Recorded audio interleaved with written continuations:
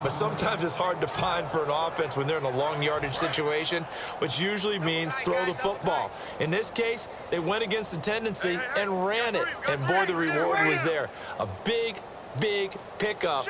And guess what? It's now third and very short in order to try and pick up a first down. And he locates Wheaton, complete. 18 yards there, and it'll be a first and goal. Partner, this is one of the best routes anyone can have in their offensive playbook. Tough to defend because you think it's a go route, and then he breaks it back on the comeback. There's one other thing you need as well. A well-thrown ball? Exactly right. Got a guy who has some precision in throwing the football because of the timing of the route. They come up with one running back. That's Bell. And he'll get it up the middle. And for one of the few times here today, this run's not going to go anywhere. It's a loss of a yard there, and now second down. So now 11 yards to go for this offensive unit. It's second down. Hey, a lot of points have been scored in this game, but what a nice play by the defense. Stepping up on that one. Maybe they'll get things going in their direction after a play like that.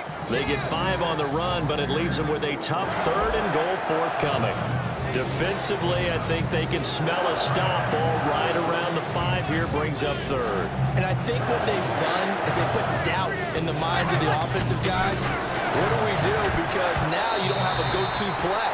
Either side they pick, throwing it, running it, it won't be easy.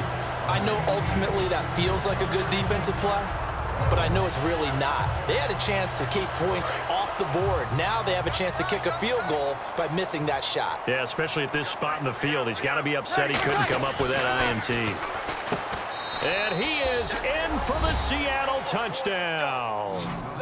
Jimmy Graham with touchdown number 7 on the year. And this Seahawks offense continues to pour it on. Big fourth down conversion for the score, and the defense, that is a tough pill to swallow. Big time for them. How about them just deciding to go for it on fourth down? And, okay, forget the field goal, because that looked like an easy 3 points. Yeah, you might have had a defensive breakdown in there, but they pressed the issue and found a way to get it into the end zone. Give them big credit for that. Now after the touchdown, here's Pat McAfee to kick. That'll be taken in the end zone. And no run back here. This will be a touchback, and it comes out to the 25-yard line.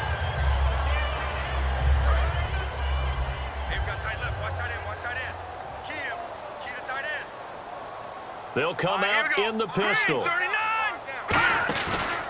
They run it here. Ware. And he gets this one just shy of the 40. They'll mark him down at the 39. It's a pickup of 14 there. And the Packers are going to have a first down.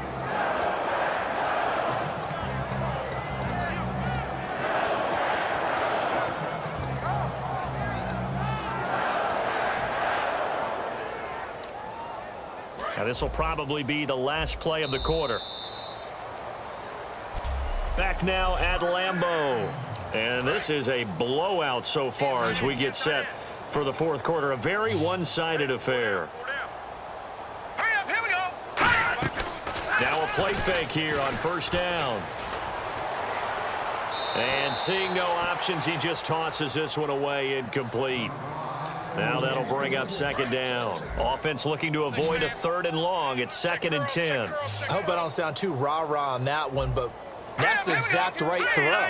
Either your receiver gets it or no one gets it. Give him a lot of credit for being really precise with it. Got rid of it. No one got it. Brandon LaFell, his intended target, and it's third down. And the offense looking to pick up the first down after the second down incompletion. A nickel look by Seattle on third down. Yep, 5 defensive backs now. The play-action fake. They'll look to throw. And incomplete. The contact made the ball roam free and brings up fourth down. As tight ends go, he might not provide the super flashy plays very often, but he's pretty reliable. Usually an excellent target and normally catches what's thrown to him, but he didn't on that play. Now a high kick, almost a pooch punt. And he didn't quite have the backspin on that one. It hits at the 4 and continues into the end zone. It's a touchback. And the Seahawks get ready to trot out on the field. And they'll just simply be looking to build off the confidence of the last time out where they scored a touchdown. And confidence is powerful, isn't it? When you've scored once, you feel like you can go back out there and get it done again. Doesn't matter what the defense throws at them. They feel like they're in a groove right now, and they want to get out there and show it. Yeah, hoping to stay in that groove here this go-around.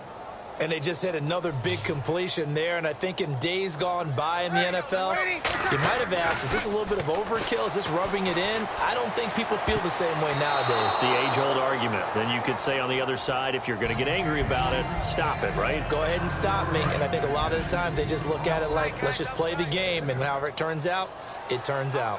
Oh, man, that was close. The opportunity to change momentum, big play, right in his hands, unable to come down with it. A sigh of relief, no doubt, on offense that fell harmlessly to the ground.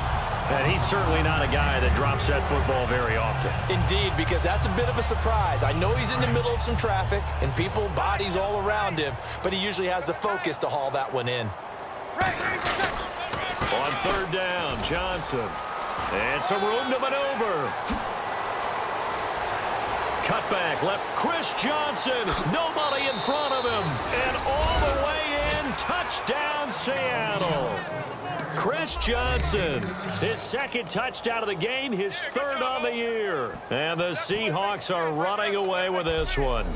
There's no doubt in my mind. And do you hear that? Do you hear the... It's not scales, right? No, I don't hear scales. Do I actually hear a tune being warbled? I think the fat lady's humming. Yeah, she's doing more than humming. She's belting it out right now. She's going. She's full bore. Yeah, this thing is flat out finished.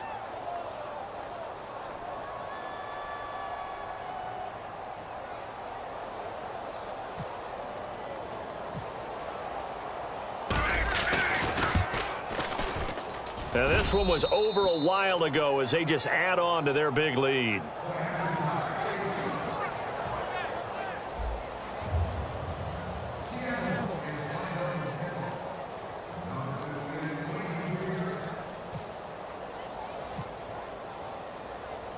Now, after the touchdown, here's Pat McAfee to kick. And it's a short kick taken out beyond the 20. And they're going to wind up with pretty good starting field position as they get it up past the 35. The Packers offense now, they get ready to head back on the field. And down on the scoreboard, certainly needing to avoid what happened on the last drive, punting the football. Sense of urgency has to take over for them here. They know the score. They know the situation. And by the way, the punter no longer exists for their offense. Nowhere to go here. He lost the football. And his guys are going to get the football at the 23-yard line.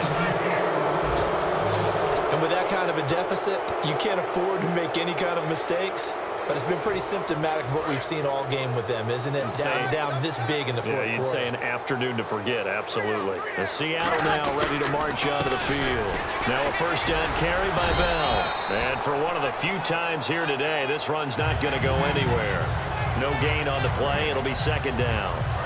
But he was stopped on that play. But he's had plenty of carries all afternoon.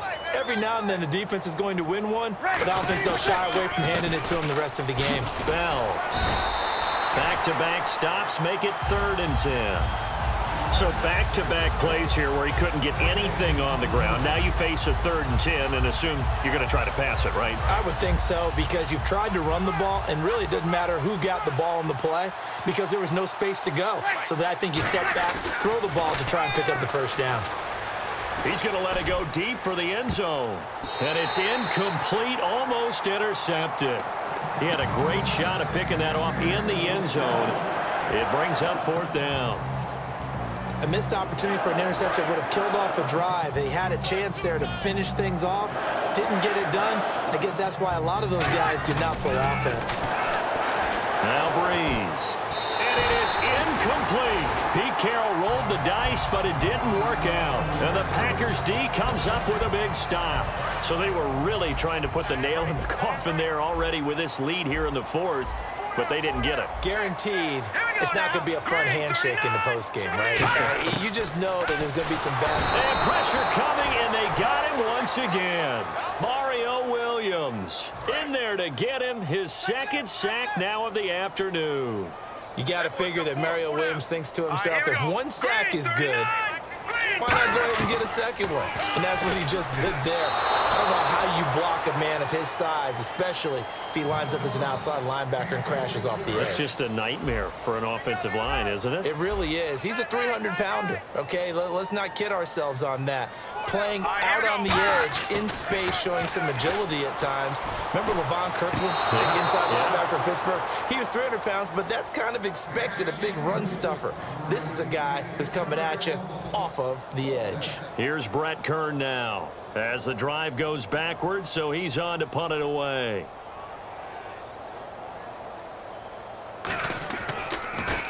And he gets this away, and look at this. This is a good one.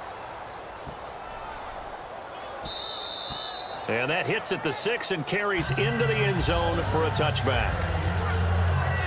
The Seattle now ready to march out of the field. And last time they were very fortunate, this offense. They went for it on 4, turned it over in their own territory, but the other guys held up. They didn't give up any points. So how about the guy with the #1 headset on the sidelines, the head coach? That was and got his man complete. And all the way in, touchdown Seattle. Their big-bodied receiver, an 80-yard touchdown. And this Seahawks offense continues to pour it on. Well, this game is definitely over, but we do know some people like to go ahead and continue to add to their score, don't we? Yeah, I don't know that they need to add any more right now, though. I'm just starting to think about those dinner plans tonight, my friend. Well, you and I will be thinking about dinner plans, but we also know there are plenty of people are thinking, how can I get some more scores for my fantasy, for other things? They're trying to figure that part out now. By the way, last weekend we went sushi because that's what you wanted. We're going steak tonight. I'm in. All right.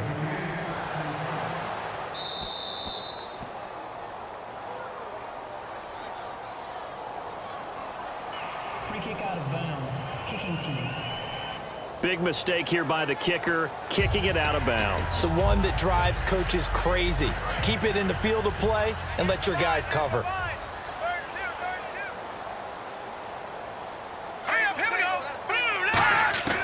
Now Mettenberger.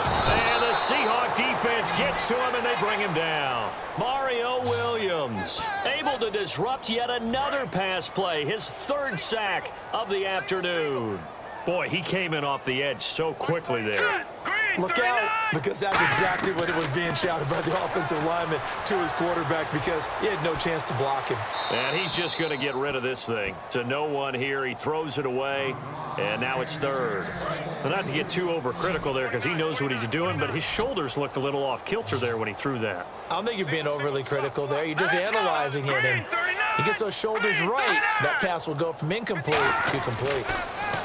Here's Mettenberger surveying the field. Oh, had his hands on it, couldn't bring it in. Pretty symptomatic of how this game's been going. So many offenses want to include their running backs into their passing offense and be able to swing the ball out or check it down to them. But sometimes those guys are just not as comfortable catching the ball as they are running it. And now a high kick trying to pin him back. And did they keep it in? They did. They kept it in. It's down close to the goal line at the 1-yard line.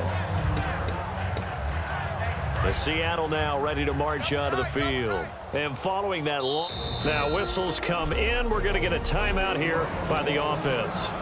That's going to leave them with just 1 remaining here in this 4th quarter.